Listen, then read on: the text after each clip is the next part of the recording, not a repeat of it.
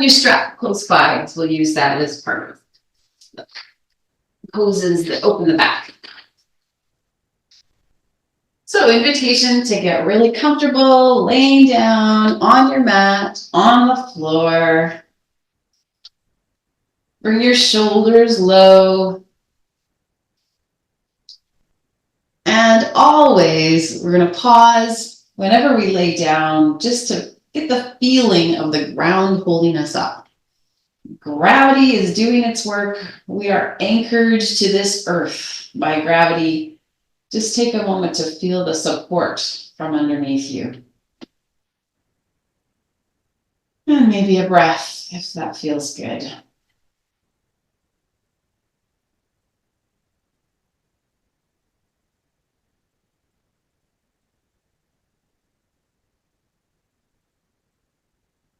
So perhaps you've already noticed whether you got any tightness in any area of your back. But here's another moment. Just notice anything that you're aware of in the muscles of the back or in the spine, in some of the joints that are connected. And let's see if we can open some of that up.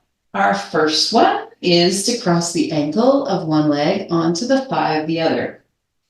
And we're not even going to go into the full pose yet. We're going to do this in slow stages. So all we've done is cross the ankle of one leg onto the thigh of the other, because the knees were bent. And I invite you to flex the foot that's crossed, right? So the foot that you can see, the one that's in the air, you're going to flex that foot, and you're going to use your hand to push your bent knee away from you. And just notice, are there any sensations that happen when you do just that? There might not be. You might be fairly flexible and this doesn't cause any opening, or there might be a lot of sensation with this. Just notice what it is for you as you breathe.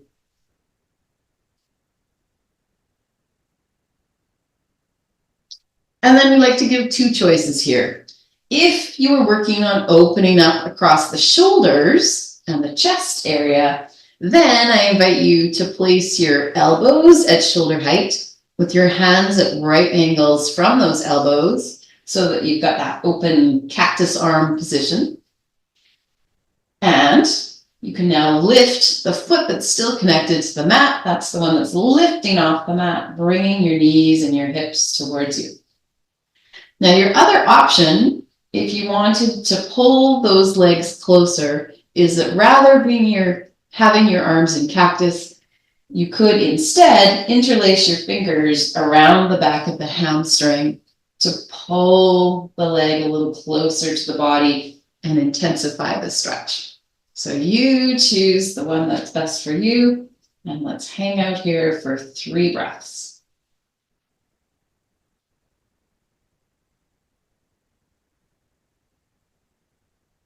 We're really just wanting to open things up. So notice what you're feeling, what you're sensing, and invite a little longer exhalation so that we can activate the parasympathetic nervous system and relax more.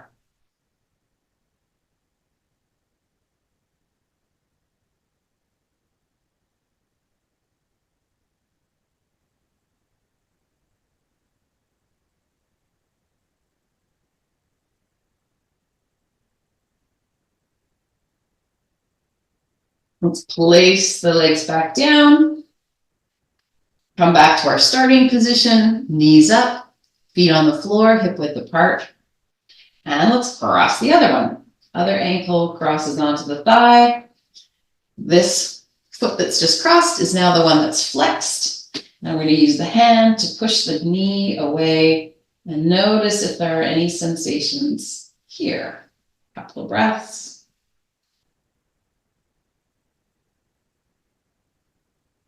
Is one side different than the other? That's always good to take note of.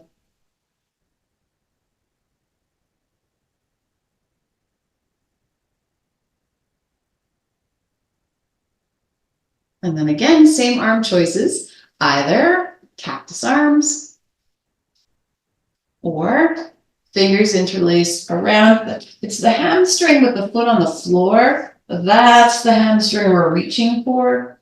to then pull the legs and hips closer to you. And 3 breaths.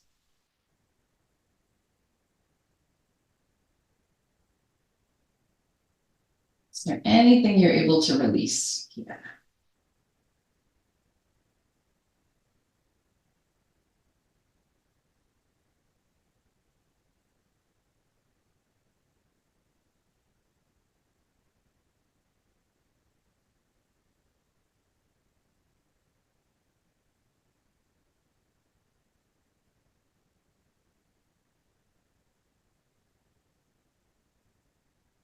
Great work.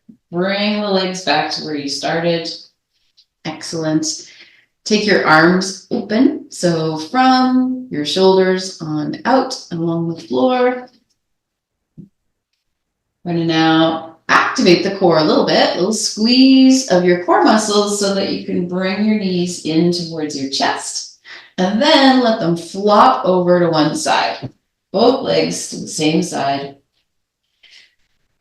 And again, we're wanting to invite a release here. So if your knees and your feet easily touch the floor and the floor can support you to let go, great. If it's not right for your body to go all the way down, then this is a great place to add a pillow or a bolster. Essentially bringing the floor a little closer to you. So you can rest your legs on top of that pillow, bolster, folded up blanket, anything that you've got there, so that this becomes a more relaxed, releasing pose. Let's hold for 3 more breaths.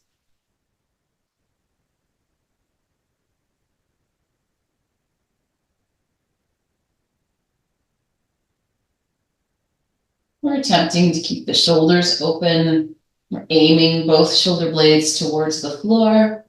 And just noticing if that's possible for you or maybe not possible today. Just take a note.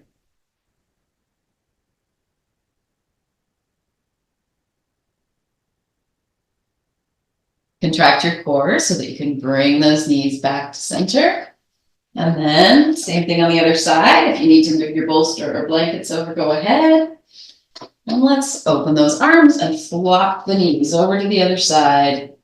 Knees and feet resting right down on the floor or some kind of surface, blanket or bolster. And we're breathing and releasing.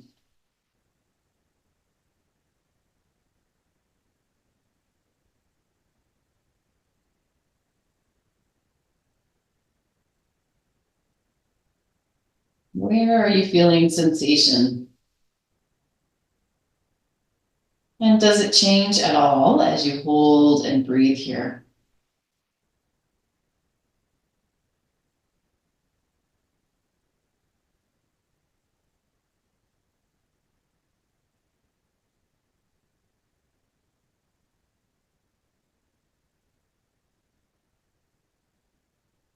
Contract your core, bring your knees back to center, and you can set the feet back down again onto the floor.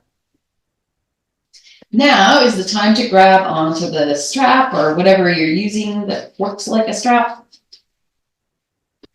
And let's place the strap around the bottom of one foot and send that flexed foot up towards the sky.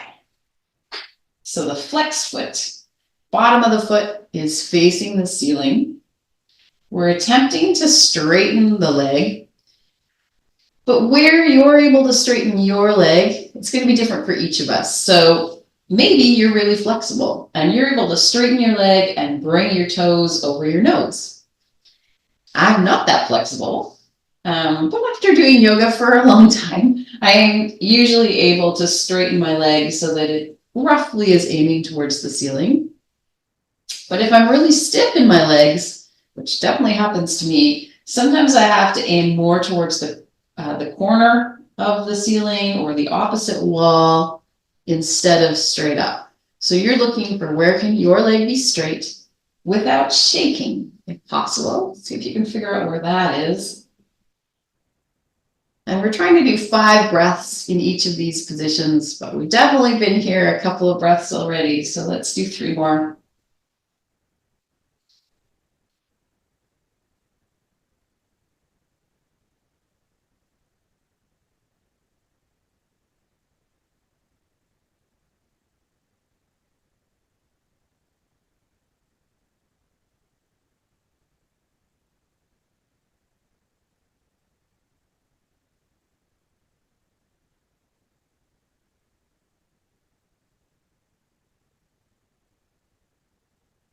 Keep the same leg in the same strap and hold on to the strap if you can with the same arm. So I've got my right leg up in the strap, so I'm holding it with my right hand and now opening up the leg towards the side. So because it's my right leg, I'm opening towards the right.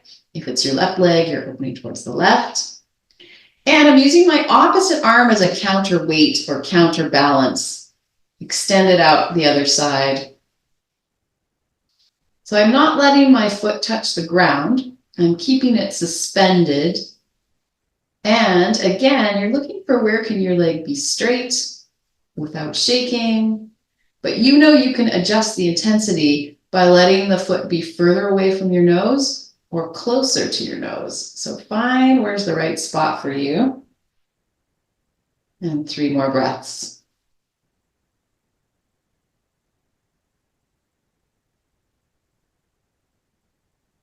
Inviting a release to take place.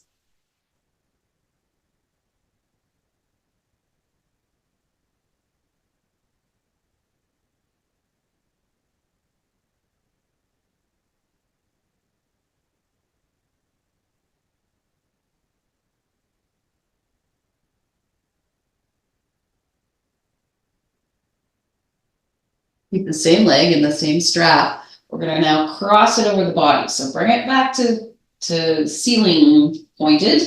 And then keep it coming across to the other side.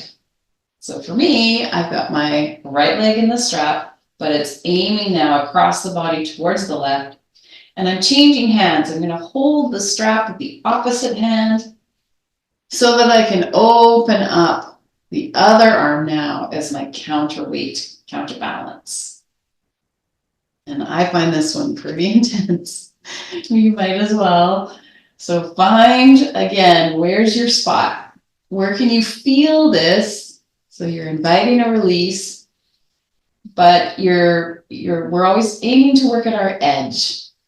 It's not too easy, but it's not so hard that it's causing any pain. It's not making you scrunch up your face. It's not causing you to hold your breath.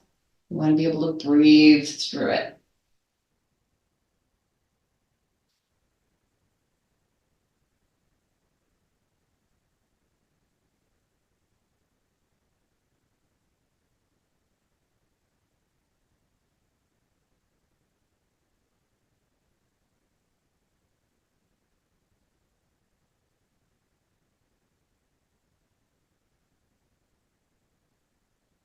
Good. Bring the leg back up, and then we change legs.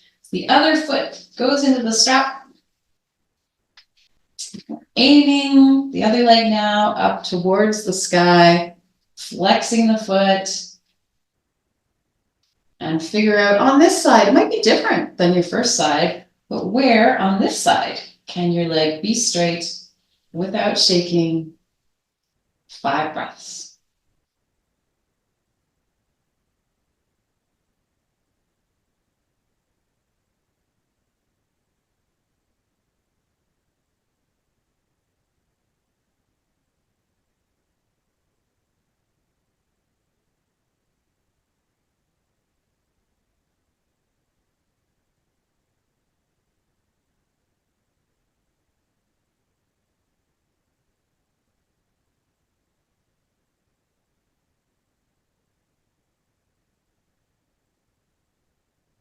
If it starts to release, you can change the intensity too, midway through your breathing. You can make it harder or easier for yourself.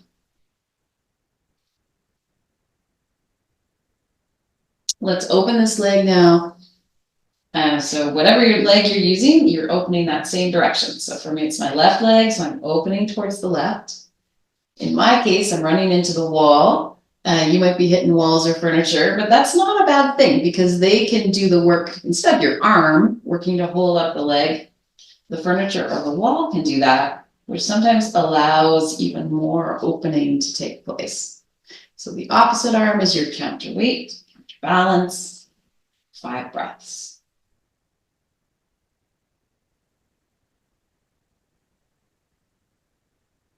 Inviting release.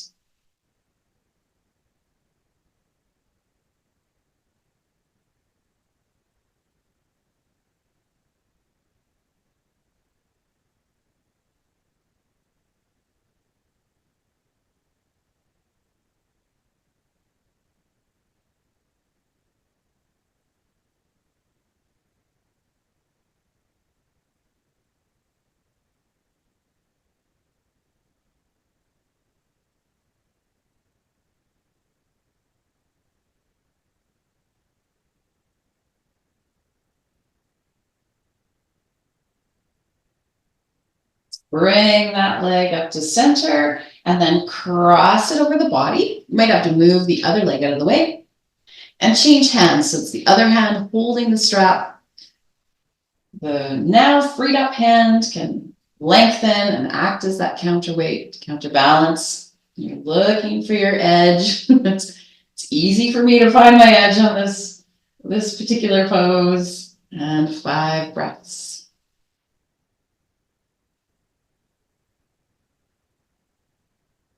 What can you release?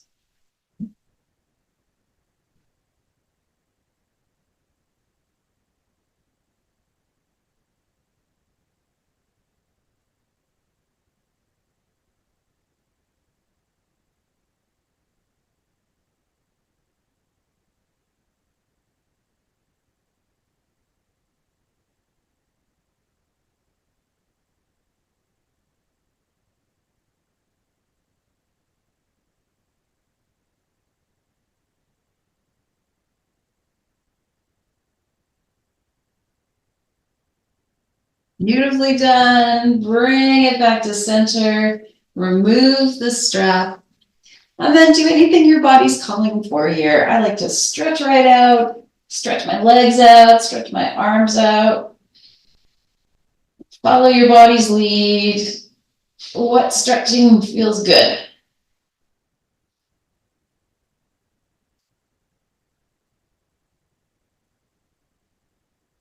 And then bring your feet back so that your knees are up and your feet are flat on the floor. And we might want some grip from our feet for bridge. So I'm going to take my socks off.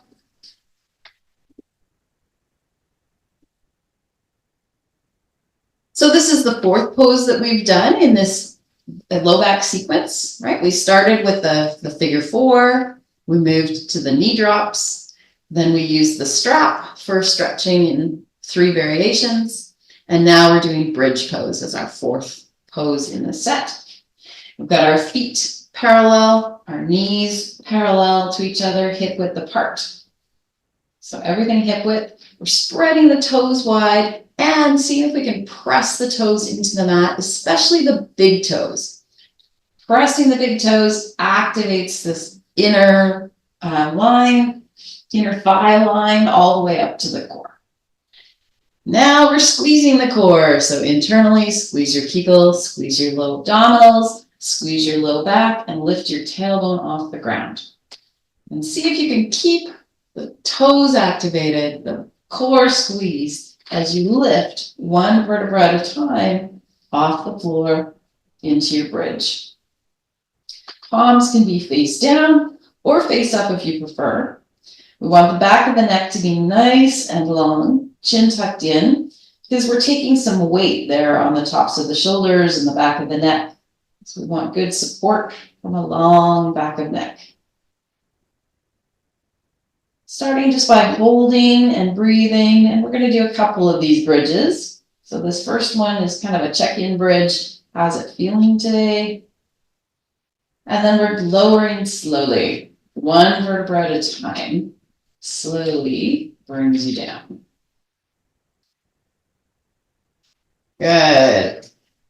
And then again, you can relax in between your bridge poses. Maybe it feels good to do a little windshield wiper where you just send the knees one way and then the other, keeping them moving to release them.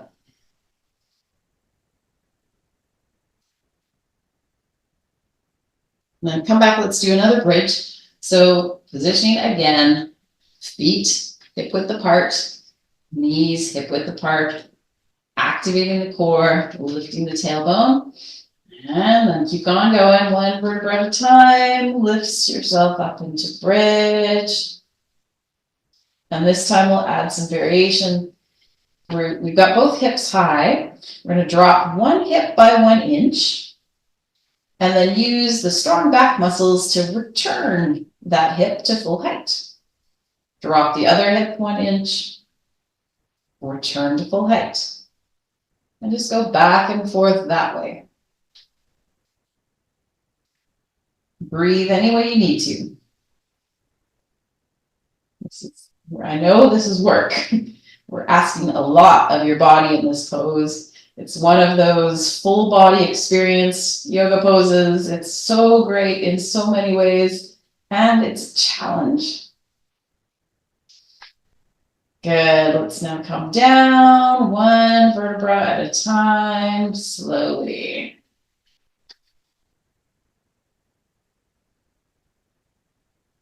Once you're down, again, you choose what feels good to release.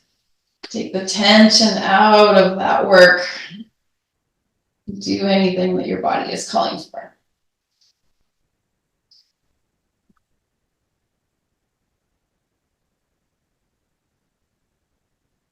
We'll do one more bridge, then we'll turn onto our bellies in a moment. So good alignment again, feet, knees, big toes pushed into the floor. Activated core, start to lift into your bridge.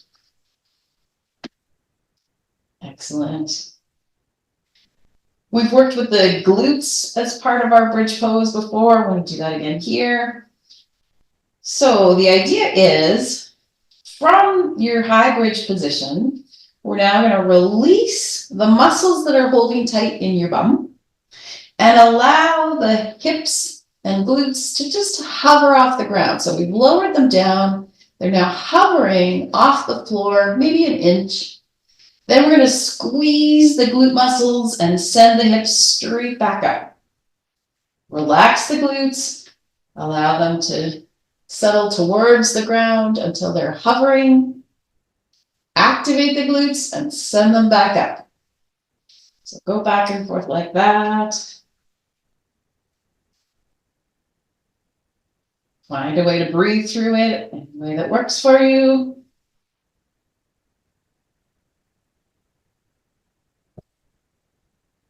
There aren't that many yoga poses that are helpful in strengthening the glute muscles, and yet we really need them for good low back health and other things. So this is an excellent one. Last time, find your way to top bridge, having both hips up. And now, very slowly, one vertebra at a time brings you down. Breathe to slow it down. Oh, you did so well. Lengthen your legs. Lengthen your arms above your head. And I invite you to do opposites. So reach your right toes away from you and your left fingers away from you. So your fingers are reaching up, toes are reaching towards the opposite wall. You're making yourself long. And then the other way, the left toes point towards the wall.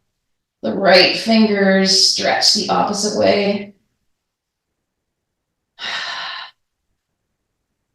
Beautiful. And before we turn over, hug your knees into your chest and just rock a little bit side to side, giving your low back that nice gentle massage that comes from below.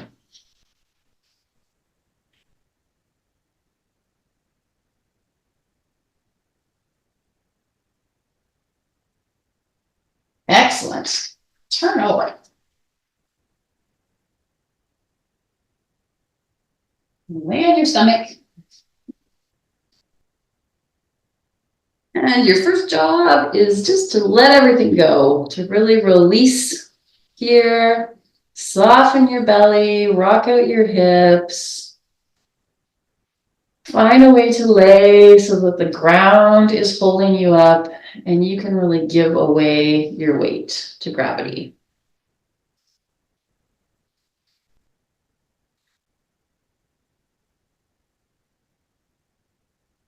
Couple of breaths just to lay still.